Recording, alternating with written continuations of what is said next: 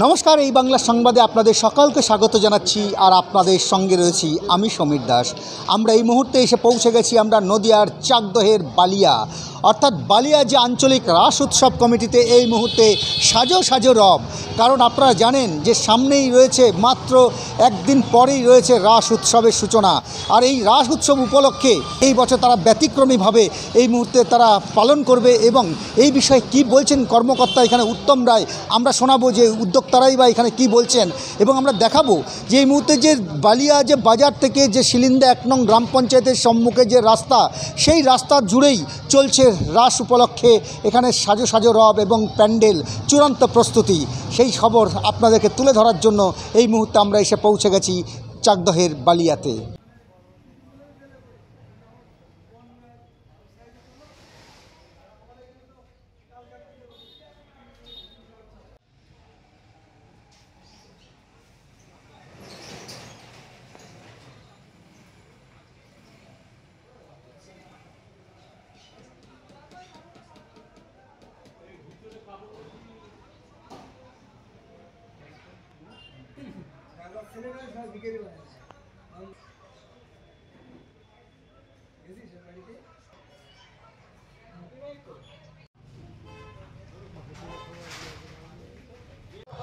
আগে যেভাবে হতো, আগে আমাদের এলাকায় এই উৎসব বলতে এই রাসই হতো। সেই সময় খুব জমজমাট রাস হতো এখানে।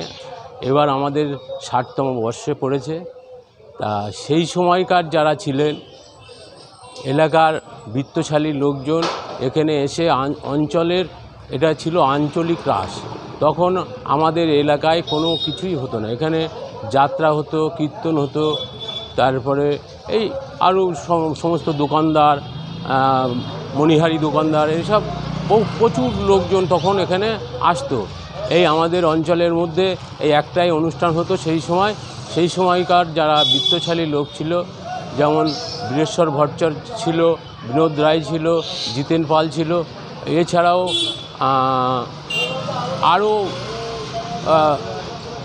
আরও অনেকেই ছিলেন যাদের নাম আমি এখন মনে পড়ছে না। তারা সংগঠিত হয়ে এই রাসটা করতেন। তারপরে দীর্ঘদিন যাবৎ এই রাস চলছিল। চলতে চলতে 1 বছর হঠাৎ এই রাসটা বন্ধ হয়ে যায়। তারপর আমরা সামনের পরে থাকি, আমাদের সেইবার খুব খারাপ লাগে। তারপরের থেকে আমরা নিষ্ঠার সঙ্গে এই রাসটা আমরা পরিচালনা করছি। আমরাও প্রায় 20-25 বছর আমরাই নিজেরাই করছি। এটা কী করছেন এই রাস উপলক্ষে? রাস উপলক্ষে আমাদের মেন যেটা হয়, কীর্তন হয়, পদাবলী কীর্তন। 4 দিন কীর্তন আছে, পরের 2 দিন আছে নাম। 16 প্রহরব্যাপী নাম হয়। নাম শেষে ভোগ আরতি হয়। তারপরে আমাদের এখানে প্রসাদ বিতরণ করা হয়।